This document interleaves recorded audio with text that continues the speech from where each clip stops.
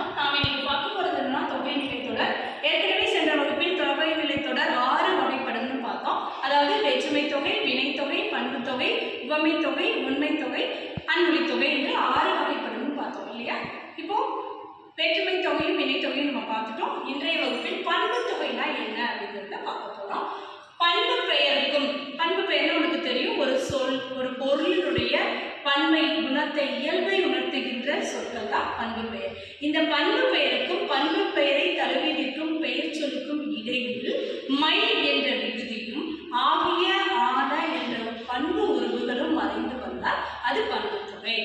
பண்பு தொகையை நிறம், வடிவம், சுவை, அளவு என்ற 4 நிலைகளில் நாம் அளவுகோலாக வைத்து அந்த பண்பு தொகையை அளவிட முடியும். சான்றாக பைக்கூழ் என்பதை பிரித்தால் பசுமை கூட்டல் கூழ். அதே போல செந்தாமரை என்பதை பிரிக்கும் போது செம்மை கூட்டல் தாமரை என்று வரும் அல்லவா?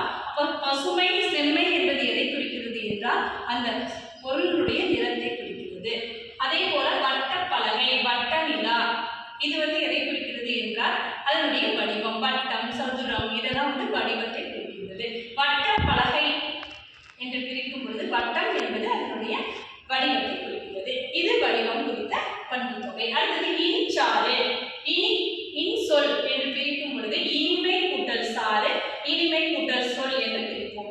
இனிமையாகிய இனிமையான சொல் என்று சொல்லும் பொழுது இந்த இனிமை என்பது சுவையை குறிக்கிறது. இனிமையான சுவை இன்சொல் என்று சொல்லும் பொழுது அதை சுவையை குறிக்கிறது. இந்த வகையில் வருகின்றதை பண்பு தொகை என்று சொல்கிறோம். அடுத்ததாக அளவு. அளவு என்று பார்க்கும் பொழுது நெடுமாறன் என்று வைத்துக் கொள்வோம், நெடுந்தேர் என்று சொல்வோம். நெடுந்தேர் என்று சொல்லும் பொழுது நீண்ட, நெடிய என்ற பொருள் தருகிறது. நெடிய கூட்டல் மாறன், நெடிய கூட்டல் தேர் என்று பிரிக்கும். இவ்வகையில் இது அளவை குறிக்கிறது. இவ்வாறு நிறம், வடிவம், சுவை, அளவு என்ற 4 நிலைகளில் இந்த பண்பு தொகையை நாம் அறிய முடிகிறது. பண்பு தொகை என்றால் என்னவென்றால் பெயர், அதாவது ஒரு பொருளின் பண்பை குறிக்கின்ற குணத்திற்கும் பெயர் சொல்லுக்கும் இடையில் மை ஆகிய ஆன என்ற பண்பு உறுப்புகள் மறைந்து வந்தால் அவை பண்பு தொகை எனப்படும். அதே போல இருபெயரற்ற பண்பு தொகை என்ற ஒன்று உண்டு. அதாவது 2 பெயர் பண்பு குறிக்கின்ற சொற்கள் பிற சொற்கள் இணைந்து வரும் பொழுது, ஒட்டி வரும் பொழுது அதை இருபெயரற்ற பண்பு தொகை என்று சொல்கிறோம். மார்கழி திங்கள் என்பதை எடுத்துக்கொள்வோம். திங்கள் என்றாலே மாதம் என்பதை குறிக்கும். மார்கழி என்று சொல்லும் போது அது மாதம் என்பதை குறிக்கின்றது. அப்ப இது இரண்டையும் இணைத்து மார்கழி திங்கள் என்று சொல்லும் பொழுது அது இருபெயரற்ற பண்பு தொகை ஆகிறது. சான்றாக சாரை என்று சொன்னாலே நமக்கு தெரியும் பாம்பு என்று. சாரை பாம்பு. இதை பாம்புங்கிற சொல்லையும் நம்ம இணைத்து சொல்றோம் இல்லையா? சாரை பாம்பு என்று. அதுதான் பண்பு தொகை, இருபெயரற்ற பண்பு தொகை ஆகிறது. அதாவது என்ன சொல்றோம் அப்படின்னா சிறப்பு பெயர் பொது பெயரும் இணைந்து வருகின்ற நிலைகளில் அது இருபெயரற்ற பண்பு தொகை ஆகிறது. இப்ப பலா மரம், தென்னை மரம் என்று சொல்லும்போது மரம் என்பது பொது பெயர், சிறப்பு பெயர் பலா, தென்னை என்பதெல்லாம் சிறப்பு பெயர். இது இரண்டும் இணைந்து வருகின்ற நிலைகளில் அது இருபெயரற்ற பண்பு தொகை. இன்னும் சான்றுகள் நிறைய சொல்லலாம். தொழில், கைத்தொழில், குடிசை தொழில். தொழில் என்பது பொது பெயர், கைத்தொழில், குடிசை தொழில் என்று வரும் பொழுது இந்த கை, குடிசை என்பதெல்லாம் சிறப்பு பெயர். இவ்வாறு வருகின்ற நிலைகளில் இருபெயரற்ற பண்பு தொகை வருகிறது. இப்ப பண்பு தொகைனா என்ன, இது இருபெயரற்ற பண்பு தொகை என்பதை அறிந்து கொண்டோம். அடுத்ததாக உவமை தொகை என்பதை அறிவோம். உவமை என்று சொன்ன உடனே நம்ம ஞாபகத்துக்கு வருவது என்னன்னா அது 2 சொற்கள் இணைந்த ஒரு தொகை சொல். என்ன அப்படின்னு பார்க்க போறோம்னா இப்ப சான்றாக பவளவாய் அப்படின்னு பார்த்தோம் அப்படின்னா இதை எப்படி பிரிப்போம்? பவளம் போலும் வாய் என்று பிரிப்போம். அதாவது பிரிக்கிறத விட இது சொல்கின்ற உவமை, முதல் சொல் எப்பவுமே உவமையை தான் குறிக்கும். வாய் என்பது உவமையம். அதாவது தொல்காப்பியர் என்ன சொல்லியிருக்காங்கன்னா 4 வகைகள்ல சொல்லியிருக்கார். வினை உவமை, பயன் உவமை, மெய் உவமை, உரு உவமை என்று.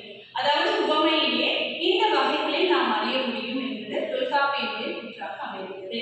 இப்ப பவளம் போலும் வாய் என்பது பவளம் என்பது உவமை, வாய் என்பது உவமேயம். இந்த உவமைக்கும் உவமேயத்திற்கும் போலும் என்ற உவம உருவி வரும்பொழுது போல என்ற உவம உருவு மறைந்து வந்திருக்கிறது. இப்ப பவளவாய் என்று சொல்லும் பொழுது போலும் என்ற உவம உருவு அங்கு இல்லை. அப்ப அப்படி மறைந்து வருவதைத்தான் நம்ம என்ன சொல்றோம்னா உவமை தொகைன்னு சொல்றோம். தொகைநிலை தொடரே முதல்ல தொக்கி வருவது, அதாவது மறைந்து வருவது அப்படிங்கிற நிலைகள்ல தான் நம்ம படிச்சுட்டு வரோம். உவமை தொகை